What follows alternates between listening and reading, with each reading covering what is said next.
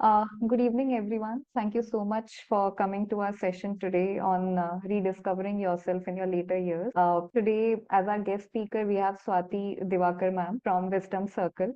Thank you so much, ma'am, for your time today. So before beginning the session, before Swati ma'am takes over, I also wanted to kind of for those of you don't know what Moon Unlimited is all about. I just wanted to share a little bit about what we do at Sukoon Unlimited. So hope my screen is visible. Yes, Priya. Okay, thank you. Sukoon means peace, and this is India's first community for seniors by the seniors. This is a place, a happy place for our senior citizens that we are trying to create at Sukoon. The Sukoon community, what do we bring to our seniors? We bring friendship, we bring support, and we bring a place to contribute with the kind of vast experience that our seniors bring. So we have various offerings on our platform, that is Sukoon Sarthis and community events where people can come and engage and speak with each other. Also, we have several support on speed dial. Which is required maybe for mental well-being, financial well-being, digital well-being. We have all kinds of expert in our community. And next, also, it's a place to contribute. So we are also organizing various opportunities to volunteer, to mentor, and to form some workshops where our senior citizens can put their years of experience and skills to pass it on to others. So that's it about Sukoon today. Yes, Swati ma'am, please do share your screen now. Swati ma'am will be presenting now. Thank you, Priya. I want to thank Sukoon for having me here today. I will just share my screen and begin the show for this evening. This is a collaborative event between Sukoon and Wisdom Circle. Wisdom Circle is the company that I'm a consultant with, and I will tell you a little more about them later. But this evening, I'm going to actually talk about transition and transformation when we reach that time of life when we retire. And by retire, I don't necessarily mean from work. It could just mean retiring from a way of life. Because once we reach that age, things slow down, relationships change, networks change. And so we have to learn how to transition. It doesn't come naturally for all of us. And so I'm just going to talk about that briefly today. There's a lot to unpack today in the agenda. I'm going to go through the introduction, share some inspiration, do a reality check of where we are at, then share the 3R formula with you. Once we do that, we have to learn how to transform self-identity. I would like you to look at some books. And then we go to something called the beginner's mindset. There are some more inspiring stories for you. And then we talk about delaying cognitive decline, and then a little bit about Wisdom Circle, the company that I consult for. There are polls, reflection, exercises, Q&A. So a lot to do. And I hope I get good engagement from all of you. It will be wonderful for it to be an interaction rather than a one-way monologue. I want you to read this disclaimer, very important.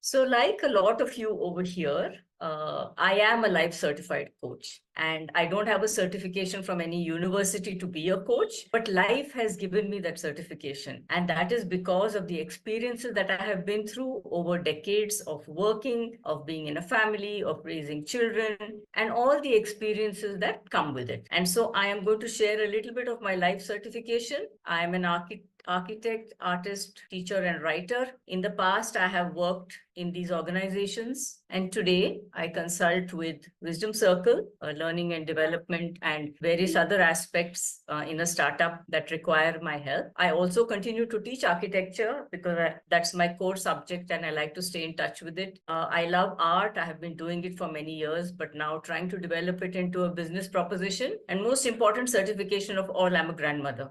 And that teaches you a lot. I want to start off with some inspiration. And this young lady, 28 years old, is Parul Chaudhary. And the reason I'm sharing this with you is I look at it like an analogy for life. We are running this long race, but what she does at the end is really critical. So if you could just take some time and have a look at it. शामिल भारत को दिलवा चुकी है और पीछे हैं अंकिता, और जहां आप अपने साथ से ज्यादा वक्त निकल चुका है, हीरोना का सबसे आगे चुनाव कर चुकी है और फिलहाल तो दूसरे स्थान पर पहुंच गई है भारत की 28 वर्षीय पारुल चौधरी। जिस समय नंबर 2 पर आ गई है, अब ये फाइनल लैप यानी कि आखिरी 400 मीटर देखना ये होगा कि पारुल चौधरी इस गति को बना करके रख सकती है नहीं। चलिए कुछ नहीं कर बाकी, पारुल चौधरी यहाँ पर अपनी गति को बढ़ाते हुए फिनिश लाइन के पास पहुंचकर जो एक्शन दिखाया, जो गति दिखाई, वो यहाँ पर चौधरी का नाम बजेगा Parul Chaudhary. So you can see that she reached into that tank of petrol when it was just right at the bottom, but she pulled something out of it to take her into that last burst. And I look at myself like that in these years after 60, we need to go and get some reserve out of our systems so that we can last the next few years. There was an interview during the recent Olympics where Rohan Bopanna, our tennis player from India, was asked about Narendra Modi's, mantra that is bar 100 par. So we wanted more than 100 medals. But he said, why do you want to set limitations? Why do you want to say the number 100? You should always set possibilities. And this resonates with me because at a stage in life where we begin to think that everything is winding down, I think we should not look at our limitations, but we should look at the possibilities that life has to offer. But before we start imagining things and we start, dreaming big and dreaming wild, it is important to do a reality check. And that check is because nowadays longevity means that we are living 10, 15 years more than what our predecessors and our own ancestors lived. In 1950, average age was 35, today it's 70. So you can see, and it's only going up because of medical interventions, etc. We are going to be living longer. What is going to happen between 60 and 80 is the reality check is that you'll have time surplus, right? You will be aging. So our bodies are not, going to last forever. We are not spring chickens. So there will be aspects with aging, and there will be a loss of connections because you're retreating back into your cave and you're losing touch with a whole lot of people. But there is also a positive reality check, and that reality check is over the decades of your work or your homemaking. There are skills and experiences that you can count on, which will take you further into the next 20 years.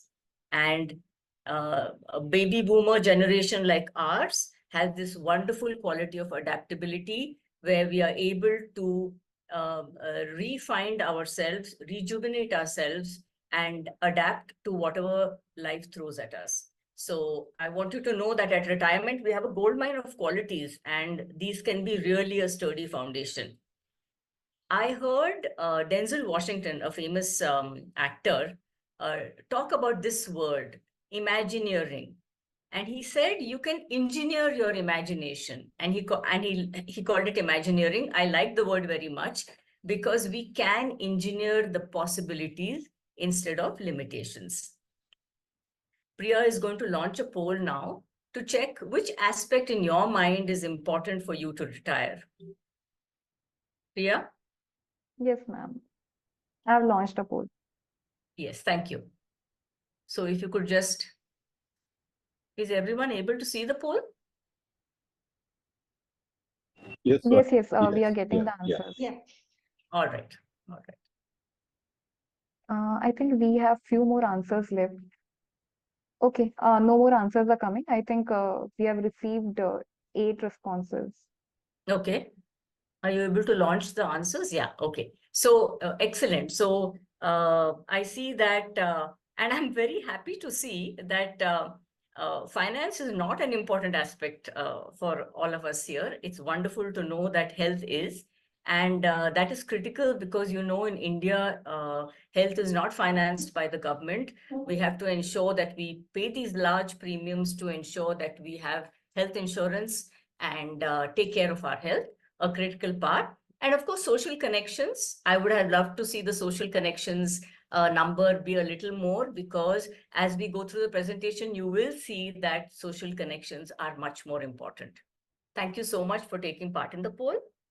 I will now go to this 3R formula for transition that I titled my presentation this evening. And it consists of One is accepting that you are going to retire, right? Everybody reaches that stage when we are going to retire. So an acceptance is critical.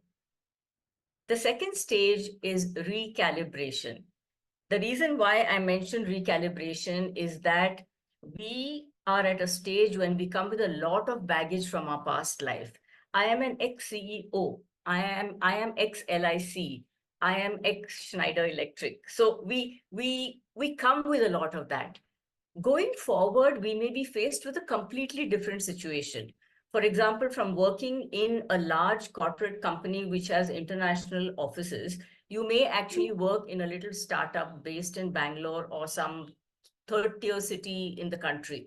The situation is completely different. Attitudes that you had or qualities that you had when you were a CEO may not apply to how you work in a startup. So recalibration in all aspects of life is critical. And the last aspect is you have to rejuvenate. So you have to reach into that tank, get that extra petrol, make that dash for the finish line, and rejuvenate and re-energize yourself, because only that is going to take you that extra mile that we have to go. There is a poll question now. What did you do after a major loss in life? So excellent. We have the results. 73% say they learned from it. 18% say they accepted it, and 9% say that they feared it.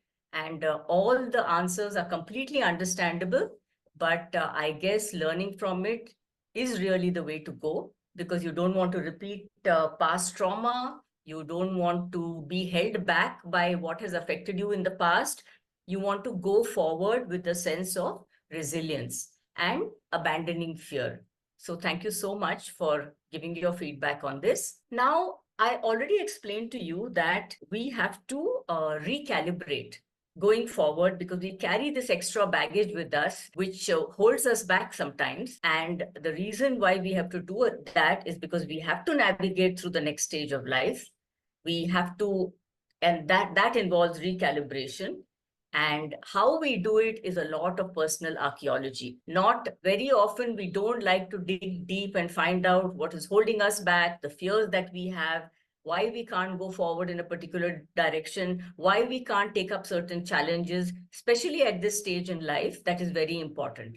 Recalibration is like resetting. For example, the odometer in your car, every time you start a new trip, you reset that because you want to track how much you're traveling, right? And what is the speed you're going? How much is your car giving you for so many liters of petrol?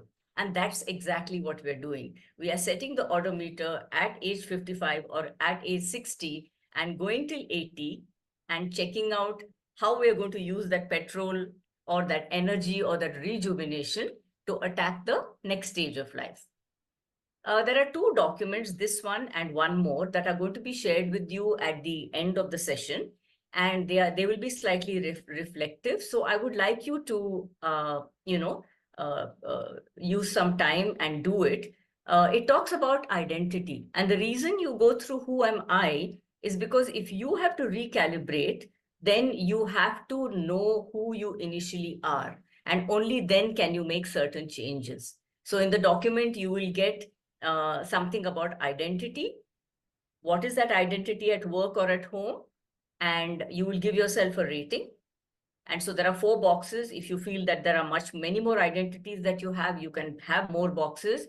I have put being a teacher, being a speaker, being artistic, and being a cat lover. And what you have to do, the fun part at the end, is you have to give yourself a funny or a unique nickname. So I have called myself Purse, Paints, and Presentations Person.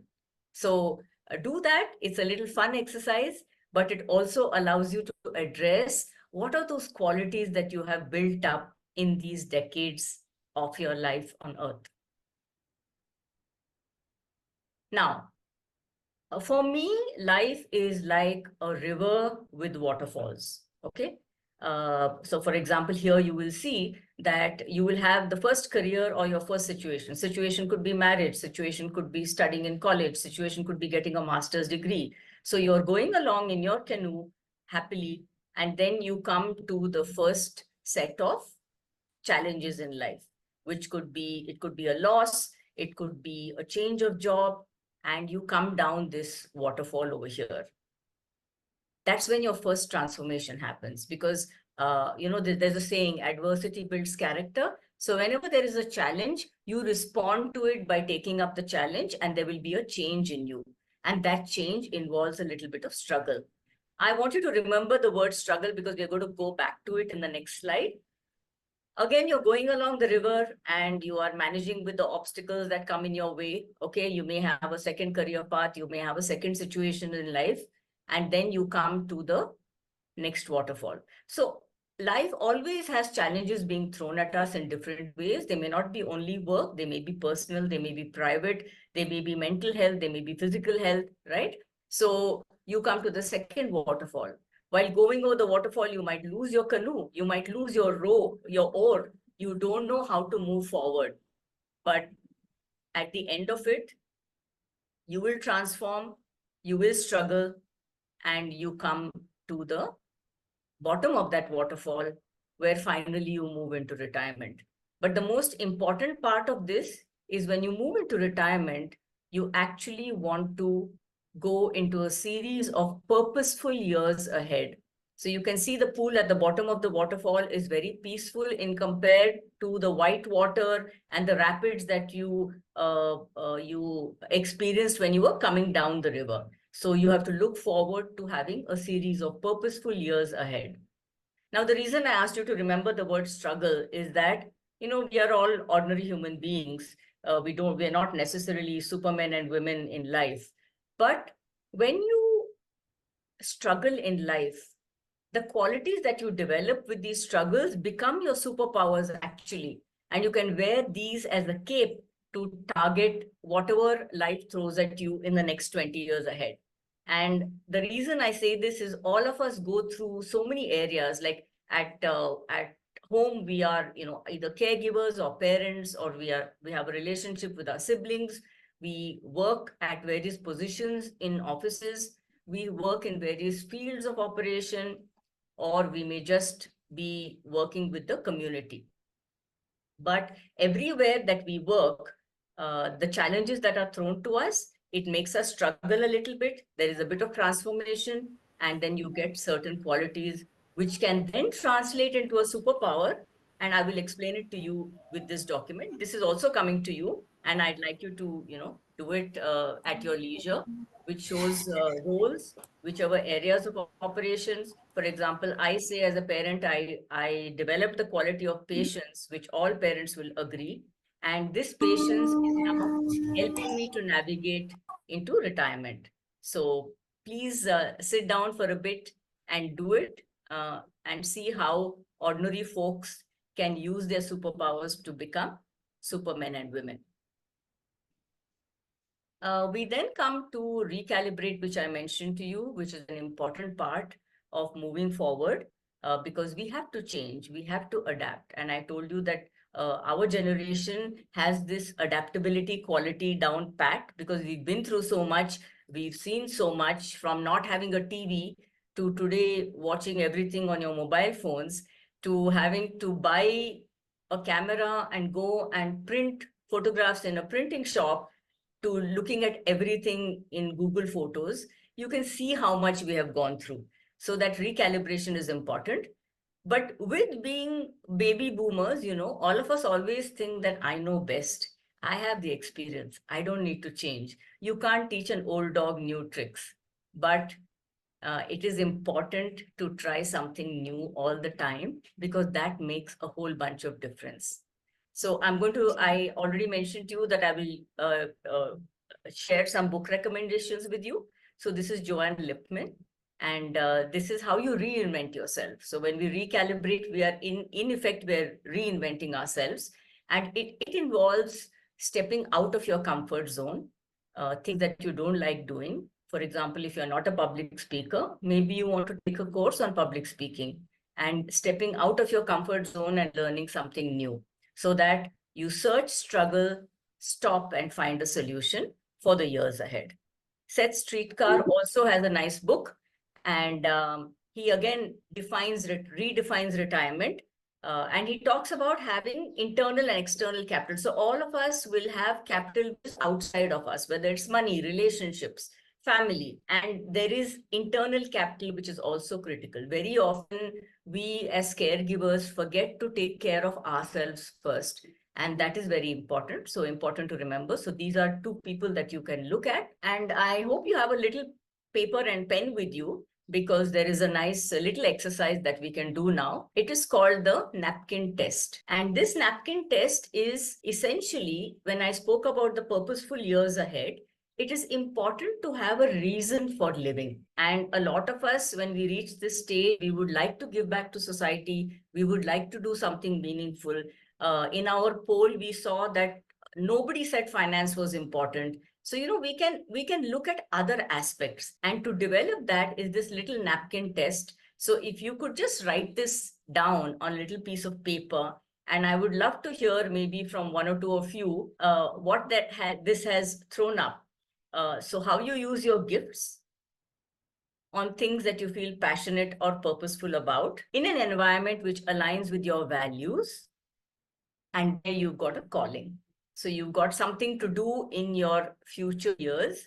If you don't want to work for something which pays your remuneration, you could do volunteering, you could do mentorship. Sukoon does such a wonderful job of that. So I would love to, an example that I wrote down was, I love teaching.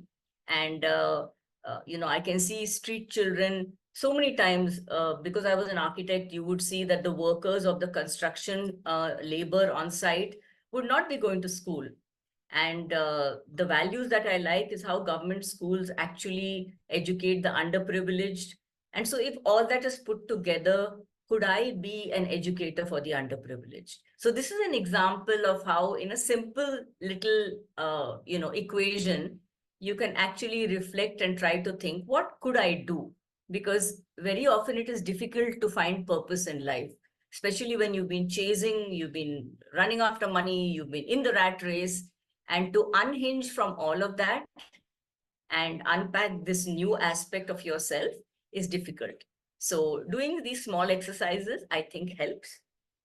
So if anybody has something to share, I think at this time, I would love to hear from you. Swati, Amar here. Hi, Amar. Hi. So this is an interesting point that you made.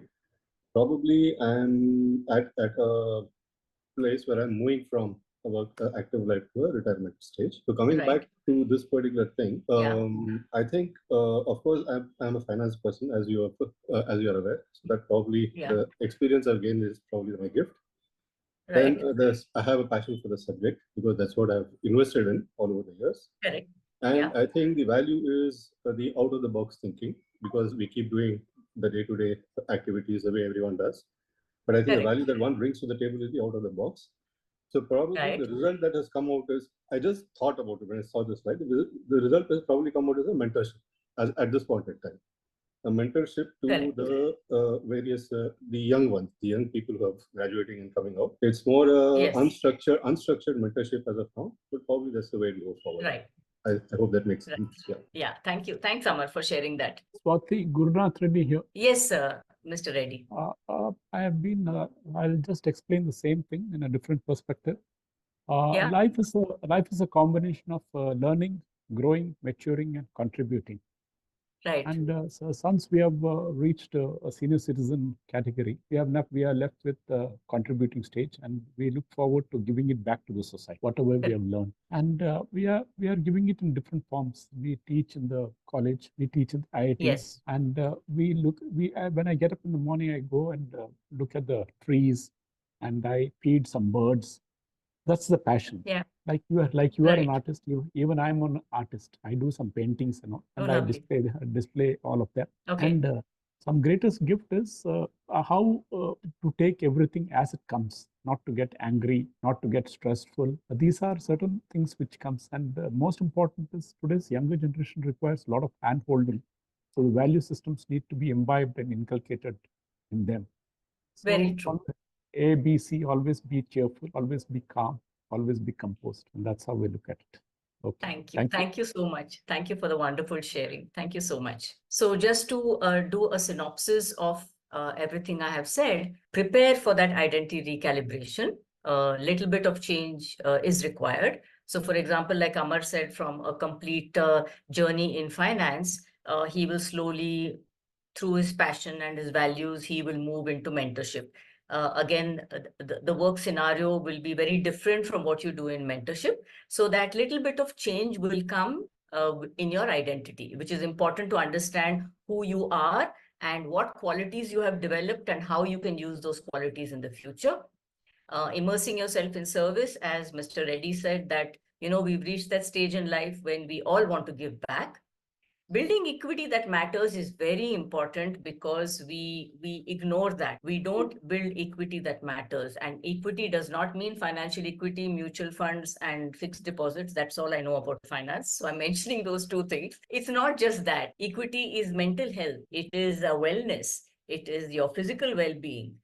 It is your relationships and social and family connections. We think it's just there and we don't do anything to work on it. But at this stage in life, it is important to pay a little bit of attention to that equity. So build equity that matters and have a beginner's mindset. I put this point in because, like I said, us 60-year-olds, we love to say we've been there, done that. I know everything. I don't want to learn anything new. But the way to do that is to build this beginner's mindset. And this is a concept which comes from Zen Buddhism called Shoshin, and it addresses how through years of learning and years of indoctrination, we reach functional fixedness. We can't look at anything in a different way at all.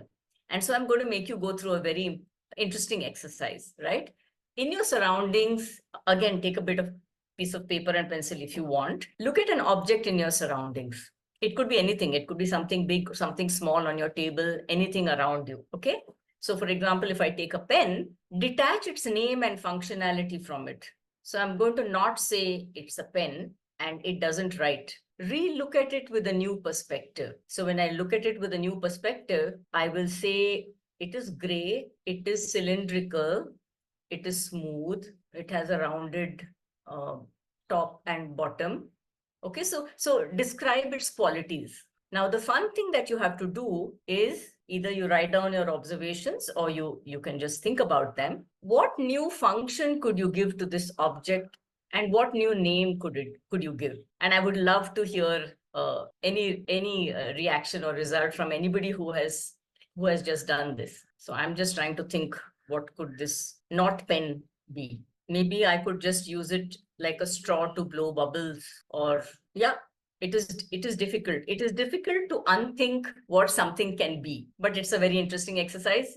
Even later on, you should do it a couple of times in a week, just to get your head out of that box and think of things in a different way. So basically, it is like, I know how this works versus I wonder how this works. Would anyone like to share? This exercise does take a little bit of time. And right, let me go ahead. So there is a poll question now about your understanding of purpose. We all spoke about how we're giving back to society when we're at the stage of life, and how do we understand those purposeful years ahead. So Priya, if you could please. Swati, on your previous question on your exercise. So Yes. I had done this earlier, which is why I did not respond, but I think I'll give you the answer. So I have the iPhone in front. I have the iPhone in front of me, and I don't see anything in it but as a heavy object, as a paperweight. So I don't know what Apple will think about it, but that's what I looked at. No, good. That's a good one. Thank you. I hope Apple doesn't hear what you think of their phone. Really? Yeah, that's a very expensive paperweight. But Swati, for your Nakul. Yeah, for the pen, I thought back scratcher would be a good function. So Yes. So we have the results of the poll, and 82% say it's a reason to get up each day. 9% say social service. 9% say duty. And so this is a wonderful response. Everybody's understanding of purpose can be different.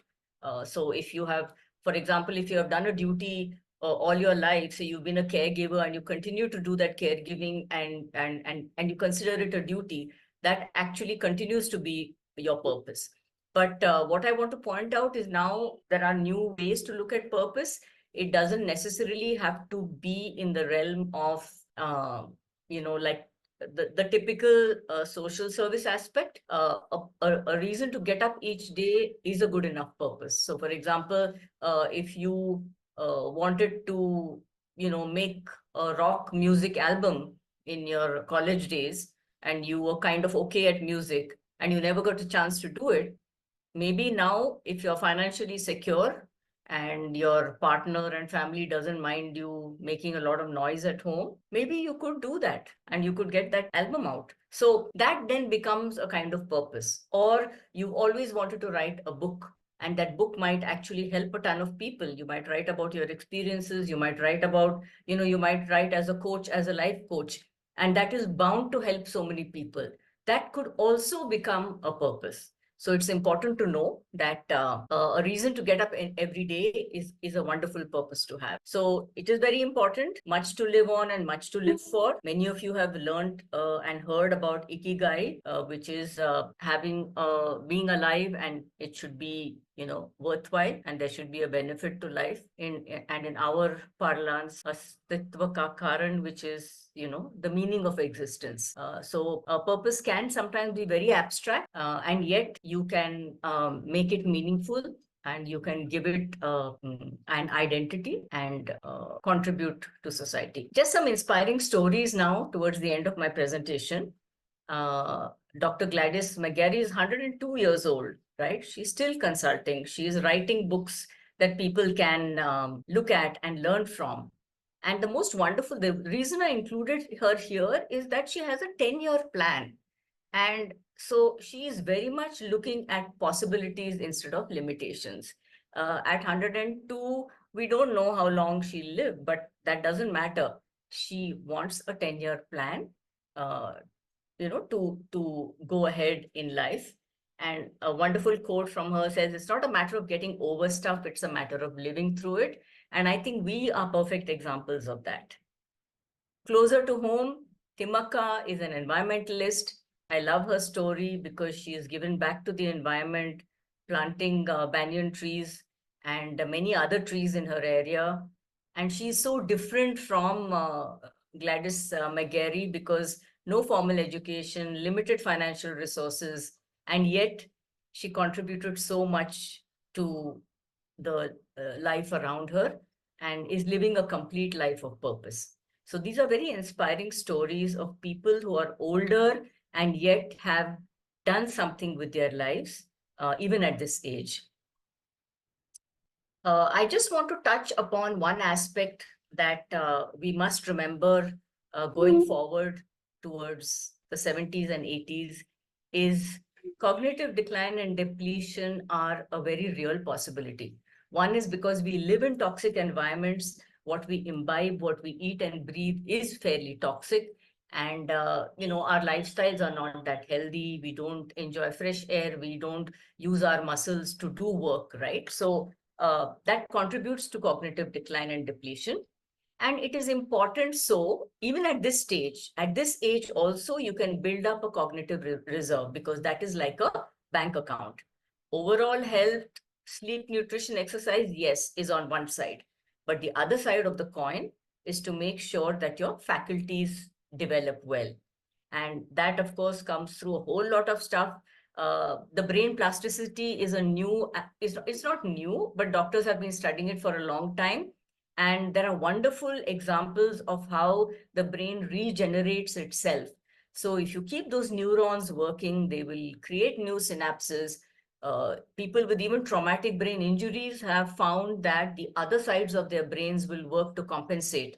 So we have this wonderful organ which can regenerate and, create new experiences for us. So it's important to continually learn and gain information.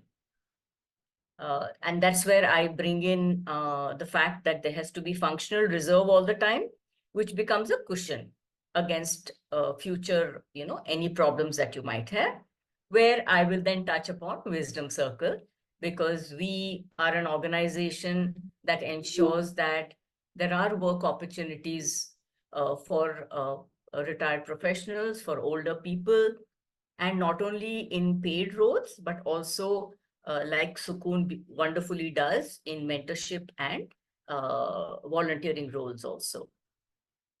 To again recap everything, we need to transform self-identity to navigate to the next stage of life. It involves recalibration, resetting that odometer, throwing off the old cape of I am ex-CEO, I am XXX, and going forward with new possibilities and less limitations. And how you do it is you dig within yourself. You find out, who am I? What are the qualities I have developed? How can I use these qualities going forward? Do this personal archaeology, attend webinars or talks, read books about it, because even though it is something that we all know, we are aware of it, it is all around us. We come from a generation that has read books. So there is a lot of knowledge and wisdom there, but sometimes you have to get in touch with it. For example, in archaeology, all the statues and ancient objects are lying underneath the sand, but they have to be dug out. They are very expensive. They talk about culture. They tell us so much about times past, but they have to be dug out. And so that's what you have to do. You have to do a bit of personal archaeology. And Wisdom Circle exists to make retirement a choice, providing flexible work opportunities, creates lots of connections with your peers, and facilitates new learning. So I want to take this opportunity to thank all of you for your time and being wonderful listeners and a wonderful audience. I want to thank Sukoon too for having me here, just to share my 2 bits or 2 cents of wisdom and learning that I have gained over life.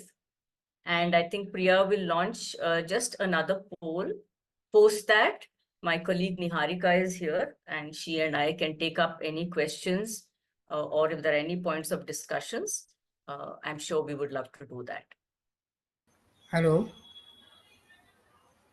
Yes, can you hear me, madam? Can you hear me? yes, I can hear you.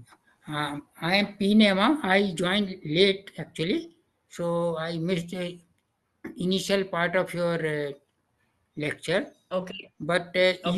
you named 2 books, so can I just note it down, because it was so I could not make it immediately the moment you said this is the author. So can you just please repeat those 2 books which will be beneficial to we retired people? Can you please? Uh, is possible? I will do that. I will do that. I I will do. just note it down, please. But I'm fond of um, reading books, and I have a good collection also. So it would be wonderful that if Okay, that's so wonderful. right. Yeah, so one book is called Next, Next, Uh, and it's Uh, by an author called Joanne Lipman. Ma'am, we Jo- can maybe write it in the chat box. It would be Okay, fine. okay, that would be all right. I'll just look at the poll after I write the Sure, names of sure. the. No hurry, Yeah, no hurry. And second thing, if you don't mind, a little bit of highlighting those contents. I mean, what is there? When I buy it, I'll go through the entire book. There's no problem, no issue. yeah, But just for my satisfaction's sake, just highlight a few important contents of the book, if possible. Otherwise, no issue. right. So I'll just look at the poll. The poll says uh, Recalibration. recalibration is 20%, Right, discovering purpose is 60%, creating new connections is 20%. And right. I totally agree with whatever everybody has said. There is no right answer in this, because each of us come on different journeys through life, and there have been different experiences. And so when we reach this stage, we are not all the same. So while somebody might have a wonderful sense of purpose, they might not have access to too many social connections, and social connections are critical also to prevent cognitive decline. So all these answers are wonderful, and I think maybe Sukoon can also look at them to see what more they can bring to their members. absolutely. Thank you so much, ma'am. So, if there is any more questions, I request you to kindly maybe write in the chat box, or you can raise your hands and or unmute yourselves and ask. Swati, my name Yes, is Nanu Satpati. yes, Mr. I Satpathy. attended this, and um,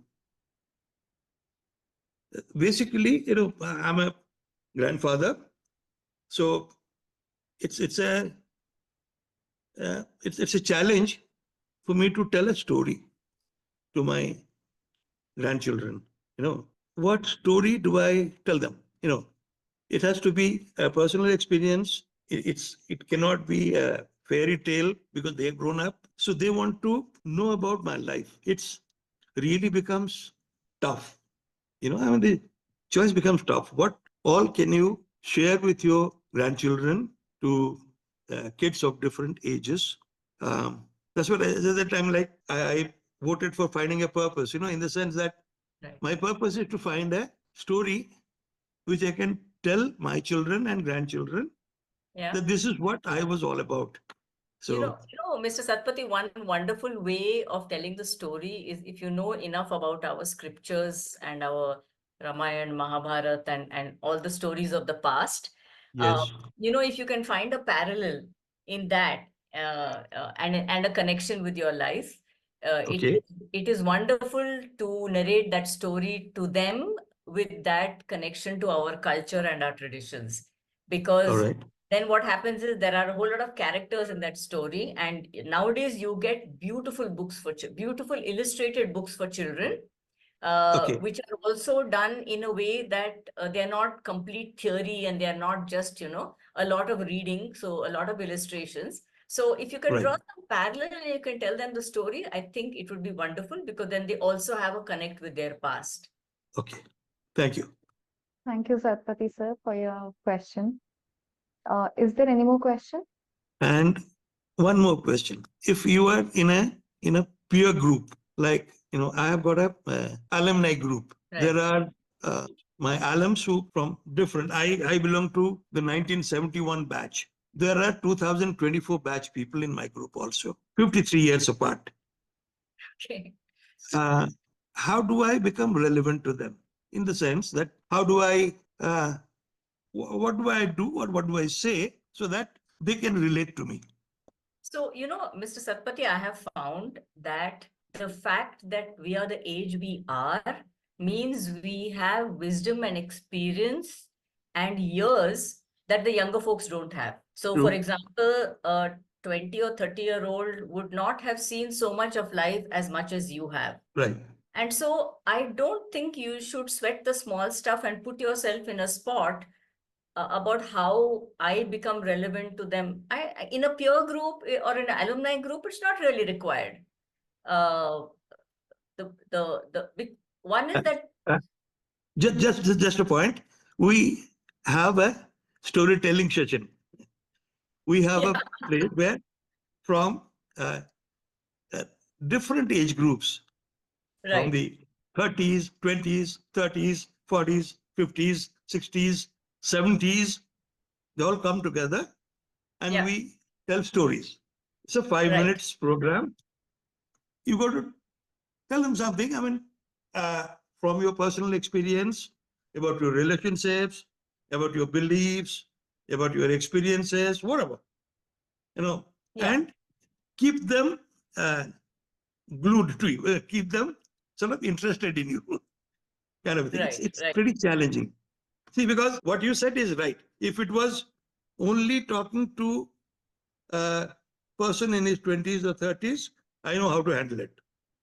right. But if it is somebody who is 4 years younger than me, Hmm. so that story is not going to sort of jive with him in the sense that he's a Yeah, the minute sunawa, yeah, that kind of. Or I have experienced that. right, So that right. that was my only thing.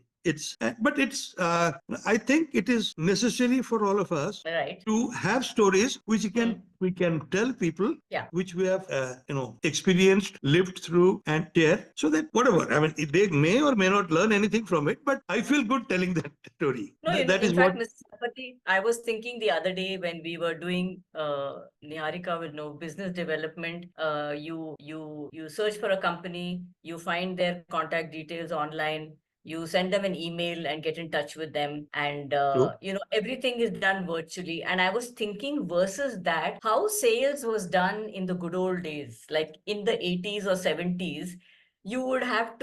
Somebody would have to tell you a reference, then you go running to that office, then you wait there in their reception in the hope that someone will meet you, and such a different kind of world. So Absolutely. all those stories are very interesting. Okay. I mean, Uh, end of the thank you. day, all our lives are stories. That's true. Thank you so Thank you much, so much. I Satyavati. really enjoyed it, Swati. Thank you, Mr. Saraswati. Thank you so much. So we are coming towards the end of time for today's session. In case of any more queries, you can send it to us later on. Thank you so much, Tim, today for wonderful presentation, and thank you, Niharika ma'am. To all of you, thank you for being such a lovely audience. It was great to have you all today. We will be back with another session the coming Thursday. So yeah, thank you so much. Thank you, Swati, and thank you, Sukoon. Thank you, Amar. Thank you. Good night. Thank you. Good Bye-bye. night. Good night. Dhanyabad. Bye-bye. Thank you so much.